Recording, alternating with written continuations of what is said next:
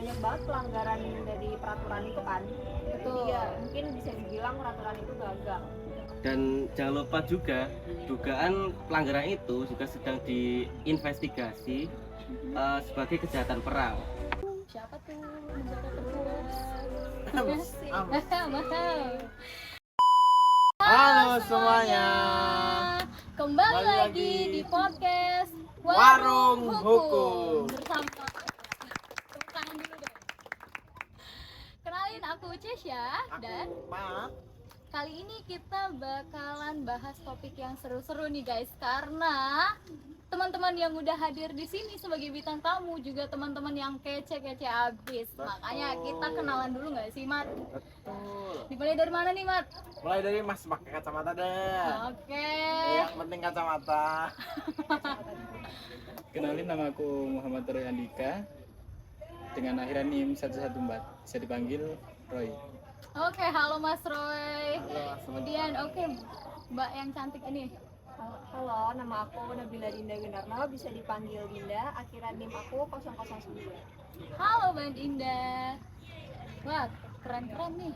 Halo, perkenalkan, nama aku Chelsea Manalisa Lumanturuan dengan akhiran NIM 068. Halo Mbak Chelsea.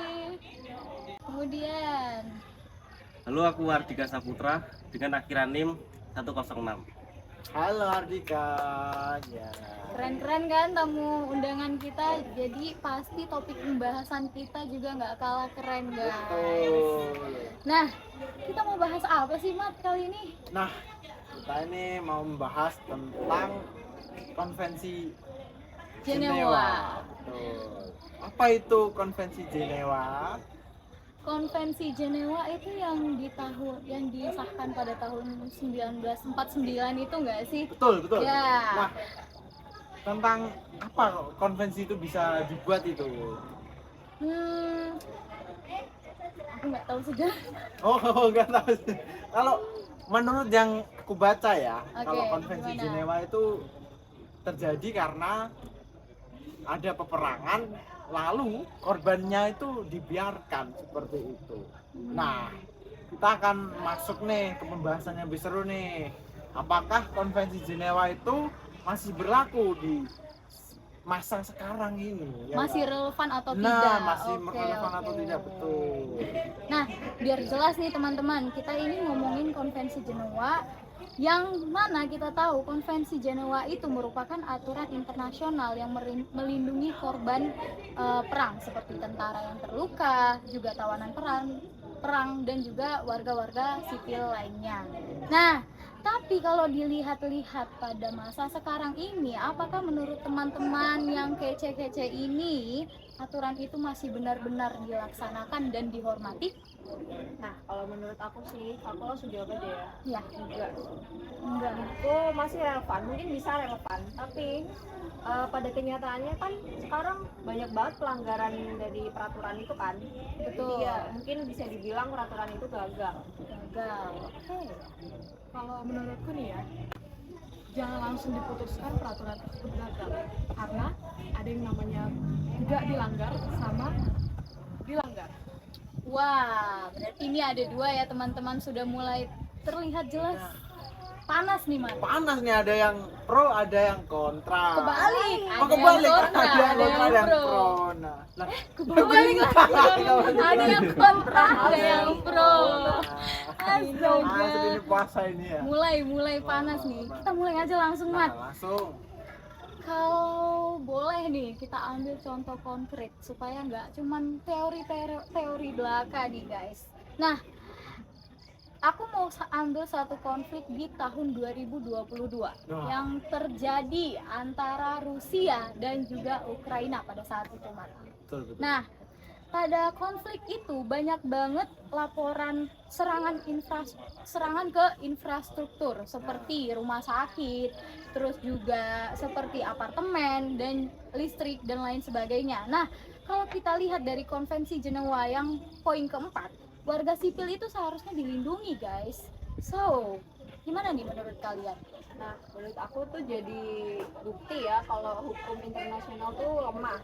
Jadi kan aturannya ada, tapi tetap aja kan warga sipilnya tuh banyak jadi korban. Betul. masalahnya hukum internasional ini nggak punya yang namanya polisi dunia. Jadi nggak ada negara yang bisa membuat negara lain untuk langsung patuh terhadap aturan tersebut. Jadi bukan berarti aturan hukumnya nggak berlaku, tapi penegakannya emang beda dengan hukum nasional. Dan jangan lupa juga dugaan pelanggaran itu juga sedang diinvestigasi sebagai kejahatan perang. Bahkan mahkamah seperti ICC pun ikut turun tangan. Merasa hukum ini nggak efektif. Tapi kita harus bedain ya, fungsi hukuman humaniter itu nggak buat untuk hentiin perang aja. Menarik Nah. tuh, menarik. Nah, setuju Poin sama Mas dari Roy, Mas Roy betul. tadi menarik sih. Betul.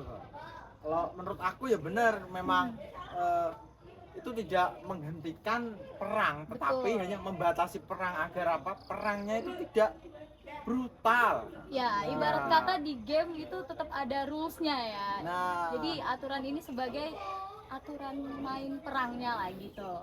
Tapi dalam contoh nyatanya kan tetap aja brutal ya. Betul sih. Brutal sih iya, tapi bayangin aja kalau nggak ada aturannya sama sekali, nggak ada larangan untuk nyerang rumah sakit, nggak ada larangan untuk nyiksa tawanan perang, bisa lebih biasa lagi tuh. Menarik, makin menarik nih, Mat. nah iya apa? Baru satu konflik Baru ya, satu ini Rusia sama Ukraina. Betul. Gimana kalau kita geser lagi nih teman-teman ke case berikutnya? Konflik mana lagi ya? Kira-kira kalau aku bawa konflik yang saat ini sedang memanas nih, yang gencar-gencarnya dibahas di warga TikTok lah, di Twitter lah, di Facebook dan lain semacamnya nih. Pasti kalian udah tahu yang namanya konflik Israel dan juga Palestina. Banyak perdebatan soal serangan di wilayah padat penduduk. Di situ harusnya ada yang namanya prinsip proporsionalitas dalam hukum humaniter. Nah, yang artinya proporsionalitas itu adalah serangan militer itu harusnya seimbang sama tujuan militernya dan nggak boleh berlebihan sampai merugikan warga sipil tadi. Nah, kira-kira menurut teman-teman nih gimana lagi nih? Nah, itu dia kan ada yang namanya prinsip proporsional. Betul. Proporsional itu kan subjektif banget ya. Jadi siapa yang nentuin itu seimbang atau enggak? Ya sebenarnya tuh ada standarnya. Dalam hukum humaniter, komandan militer itu harus mempertimbangkan segala keuntungan yang didapatkan itu harus sebanding dengan resiko terhadap rakyat sipil lah. Terus kalau kerugiannya itu terlalu besar dan nggak sebanding, itu bisa kita anggap sebagai pelanggaran. Gimana nih Mbak Dinda nih responnya? Tapi kan tetap aja yang nilai kan pihak yang berperang itu sendiri. Jadi kayak bias gak sih di antara kedua kubu itu tentang proporsionalnya? Makanya itu penting ada investigasi independen, kayak misalnya lembaga internasional, organisasi HAM, bahkan media global juga ikut ngawasin. Tanpa standar hukum, kita bahkan nggak bisa bilang kalau kasus ini itu salah. Iya, kalau kita bilang hukum ini nggak relevan, artinya kita kayak ngebolehin perang tanpa batas gak sih? Semua bisa dibenarkan atas nama strategi militer. Aku bukan bilang hukumnya nggak perlu ya. Aku cuma ngerasa efektivitasnya perlu dipertanyakan. Apalagi kalau negara besar yang diduga melanggar, prosesnya bisa makin jadi rumit. Terus ada konflik politik jadinya. Setuju sih, karena ya emang seharusnya faktor politik global itu nggak bisa dipisahin. Tapi menurut aku nih ya, justru karena ada hukum tadi, negara-negara ini jadi mikir dua kali. Mereka kayak, oh ada batasan seperti ini, ada resiko reputasi, ada juga sanksi, bahkan tuntutan pidana secara internasional begitu. Nah, sejarah juga sudah nunjukin kok ada pemimpin atau militer yang diakhiri atau diadili atas perbuatan kejahatan perang. Walaupun butuh waktu yang ya lumayan lama lah, tetap ada kemungkinan adanya pertanggungjawaban. Oh, jadi intinya tuh hukum humaniter itu bukan solusi instan ya? Iya, bukan tombol stop war, tapi kayak lebih ring darurat aja gitu. Nggak selalu menghentikan, tapi bisa ngurangin dampaknya. Jadi dasar buat minta tanggung jawab. Dan menurut aku ya, kita sebagai mahasiswa hukum, tugas kita itu bukan hanya mengkritik, tapi kita juga harus pahami kenapa sistemnya kayak gini dan gimana cara memperkuatnya. Wah, Mat, aku tertarik sama pendapatnya Mas Roy tadi. Ada istilah stop war, tombol stop war. Kalau di game yang saya tahu hanya ada tombol spawn, suren juga. menyerah. Ternyata perang itu nggak kayak yang di game ya teman-teman. Betul. Karena saya lihat di komen-komen gitu, kok kayak di game-game ya, balas-balasan Nuklir. senjata nuklir dan lain-lainnya. Lempar-lempar Menarik, bom. menarik. Wah, Mas Roy ini gitu ya. pendiam tapi kocak juga ya, lucu-lucu, unik-unik. Nah, Mat, ini diskusi kita ini udah makin panas nih. Tapi kayaknya potensi dari teman-teman yang ada di sini itu belum sampai ke dasarnya banget, ke paling dalamnya nih. Nah. Kita gali lagi, Mat. Gali lagi aja, Gali Mbak. lagi. Langsung digali aja, mumpung masih fresh aja ini, masih pagi fresh. ya. Masih fresh Oke, ini. teman-teman, kita bedah lebih dalam nih ya. Konvensi Jenewa itu kan punya 4 pilar. Tadi salah satunya udah dibahas. Salah satunya nih yang mau aku bahas lagi tentang perlindungan tawanan perang. Nah, kita bahas contoh nyata lagi nih. Seperti di tahun 2003 kalau nggak salah oleh Irak. Penyiksaan tahanan di penjara Abu Ghraib saat invasi Irak di tahun 2003 itu. Nah, di situ jelas terjadi pelanggaran terhadap Konvensi Jenewa yang ketiga tentang perlakuan tawanan perang. Nah, menurut teman-teman lagi, gimana itu? Nah, itu sih contoh konkret pelanggaran serius ya, Betul. apalagi terjadi sama negara besar. Tapi justru karena kasus itu menjadi bukti bahwa norma konvensi Jenewa itu dipakai sebagai dasar untuk mengecam dan menuntut sebuah pertanggungjawaban. Oke. Artinya standar hukumnya jelas. Kalau nggak ada konvensi Jenewa, nggak ada dasar hukum internasional untuk menyebut itu pelanggaran perang. Benar. Dan jangan lupa juga peran Komite Internasional Palang Merah. Mereka rutin mengunjungi tahanan perang, memastikan perlakuan mereka masih dalam standar manusiawi. Tapi ICRC kan netral dan nggak bisa menghukum. Itu gimana? Iya sih, karena fungsi mereka itu pada dasarnya adalah kemanusiaan, bukan sebagai penegak. Penegak itu ada di negara dan pengadilan internasional. Oke. Nah, gimana nih, Mat? Itu tadi udah konflik-konflik internasional. Boleh nggak kamu kasih contoh konflik yang internal nih? Konflik internal, Iya. mungkin kalau misalnya ya peperangan saudara ya, Di mana tuh? di Syria. Wah. Di Syria. Di situ tuh berlaku protokol tambahan kedua pada tahun 1977. Perlindungan tetap ada walaupun konflik bukan antar negara. Menarik. Tapi jujur aja ya, kelompok bersenjata negara negara sering banget nggak peduli hukum internasional. Mereka bukan negara, nggak ada tanda tangan perjanjiannya. Bener sih. Dan itu memang tantangan paling gede di hukum humaniter Indonesia internasional. Aktornya sekarang nggak cuma negara, tapi juga kelompok milisi, pemberontak, bahkan organisasi bersenjata yang jelas strukturnya. Tapi walaupun mereka nggak tanda tangan, norma hukumnya itu tetap bisa diberlakukan. Karena sebagian aturannya itu sudah menjadi hukum kebiasaan internasional.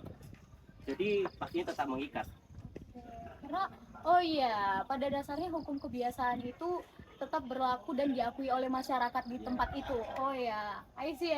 Keren guys. Ngeri juga pendapat dari teman-teman. Tapi ini masalahnya kan di kepatuhan. Teorinya cakep, tapi praktiknya tuh ribet nih. Izin. Oh, berarti ini lagi kita bahasnya nih ada dua hal ini ya, berarti yang kita bahas nih. Yang pertama, apakah hukumnya ini yang penting atau enggak? penting apa enggak? Oke. Yang kedua, efektif apa enggak ini pelaksanaan hukumnya Betul, ini? setuju. setuju. Kalau soal penting, ini penting banget. Setidaknya, dengan adanya hukum ini, ada tekanan moral dan politik global. Negara bisa kena sanksi, reputasinya rusak, bahkan pejabatnya bisa dituntut. Ya. Tapi kalau soal efektif apa enggaknya tuh sulit ya. Izin lagi Oke, nih. oke, oke. Siap, Izin siap. lagi nih. Siap. Ah, Wah, tongkrongan kita berat juga ya bahasannya nih. Tapi seru sih, seru. betul Dinda, karena ya berat-berat tapi isinya ini daging semua loh. Karena ujung-ujungnya ini soal kemanusiaan. Nah, aku penasaran lagi nih. Secara filosofis deh, kenapa perang itu tetap perlu adanya aturan mainnya gitu? Siapa dulu nih yang mau jawab nih? Boleh dari Mas Roy deh. karena hukum humaniter itu lahir dari kesadaran manusia, tapi tetap harus punya martabat bahkan saat konflik bersenjata sekalipun. Oke. Prinsip kemanusiaan itu yang menjadi fondasinya. Oke. Tapi idealisme sering kalah sama kepentingan politik. Benar. Tapi hukum internasional itu berkembangnya pelan-pelan. Dulu perbudakan dianggap normal, tapi sekarang kan sudah dilarang. Nah, perubahan seperti itulah yang dibutuhkan, butuh waktu yang lumayan panjang. Betul. Dan konvensi Jenewa pun adalah simbol kalau dunia itu sepakat kalau ada batas yang tidak boleh dilanggar oleh negara mana. Oke. Wah, gila. Ini Panas. pembahasannya ini ya ampun, sangat wow gitu. Sangat-sangat di ujung jurang ini. Kalau ini pertanyaan terakhir nih dari Boleh. host nih ya. Boleh. Dan penting banget Oke, ya nggak? penting ini. Gini deh. Yang paling penting buat kalian nih, menurut kalian sendiri, tadi udah disentil nih di awal-awal, konvensi Jenewa itu gagal atau enggak nih? Pada akhirnya nih, di ujung pembahasan kita, gagal atau enggak sih sebenarnya? Jadi ya menurut aku tuh belum maksimal aja sih. Soalnya faktanya masih banyak pelanggaran kan di mana-mana. Warga sipil tetap jadi korban, banyak anak kecil yang tewas gitu. Tawaran perang masih ada yang disiksa. Jadi wajar gak sih kalau aku merasa aturan ini tuh ada tapi kok tetap gak jalan gitu loh. Benar-benar. Tapi aku lihatnya beda. Justru karena ada konvensi Jenewa ini, kita bisa bilang itu pelanggaran. Coba bayangin kalau nggak ada aturannya. Orang bakal bilang, ya namanya juga perang, selesai. Nggak ada istilah kejahatan perang, nggak ada standar. Setuju. Hukum ini emang bukan solusi yang sempurna ya. Dia nggak bisa langsung bikin perang berhenti seketika. Tapi dia itu sebagai fondasi penting dalam hukum humaniter internasional. Minimal ada batasannya lah, ada garis yang tidak boleh dilewati lah misalnya. Kalau menurut aku sih, kalau kita nyerah cuma karena masih ada pelanggaran, itu bahaya banget. Kenapa gitu? Artinya kita kayak bilang, ya udah perang aja, bebas. Padahal tanpa aturan, dampaknya justru bisa makin viral lagi. Benar-benar. Berarti masalahnya tuh bukan di ada atau enggaknya hukum, tapi di penegakannya ya. Benar. Nah, itu aturannya udah ada. Tantangannya sekarang, berani nggak negara-negara buat konsisten menegakkan? Berani nggak komunitas internasional buat tegas? Bahkan ke negara kuat sekalipun. Siapa tuh negara terkuat? Mahal. Oke. Jadi mungkin pertanyaannya tuh bukan lagi konvensi Jenewa ini gagal atau enggak sih, relevan atau enggak sih, tapi lebih ke kita cukup serius nggak ya, cukup berani nggak ya buat ngejaga dan menegakkan hukum itu sendiri, gitu nggak Mas? Ya Betul. karena ujung-ujungnya ini bukan hanya soal hukum ya, Mm-mm. tapi juga soal kemanusiaan. Ya, lagi-lagi soal kemanusiaan. Kalau kita jadi mahasiswa hukumnya cuek, gimana mau berharap sama sistem yang kita? Setuju banget asli, wah kacau ini. Itu dia guys, debat-debat panas di hari ini, di siang hari ini, di masa puasa ini. Panas banget tapi kita tetap waras. Dan semoga guys, apa yang udah kita diskusikan hari ini bisa ditangkap oleh pemirsa-pemirsa di rumah nih tentunya, karena lagi-lagi ini bukan soal hukumnya relevan atau tidak, hukumnya gagal atau tidak, tapi hukum ini tuh berani nggak untuk kita terapkan secara konsisten dimanapun kita berada gitu. Wah Mat, keren-keren banget nih tamu-tamu undangan kita. Nah, udah nggak sih Mat? Udah juga Aku sih. sih udah panas Udah banget lama kepala nih ya. tuh. Ya, sebelum kita tutup nih ada pantun nih. Buset, pantun boleh Apa Mas. tuh? Boleh, apa tuh? Ya, pantun nggak? Pantun Pantun dong. Indonesia negara hukum. Assalamualaikum. masuk. Thank you buat kalian semua. See you on the next podcast. Bye bye.